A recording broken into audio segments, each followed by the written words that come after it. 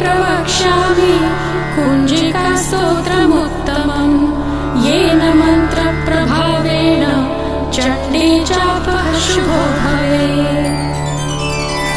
न कवचं नार्गलास्तोत्रम् कीलकं न रहस्यकम् न सूक्तं नापि ध्यानं च न न्यासो न च वार्चनम्।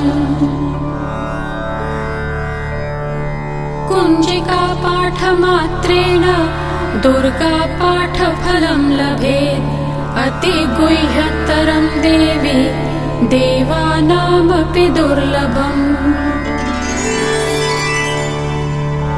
गोपनीयं प्रयत्नेन स्वयोनिरिव पार्वती मारणं मोहनं वश्यं स्तम्भनोच्चाटनादिकम् पाठमात्रेण संसिद्ध्येत्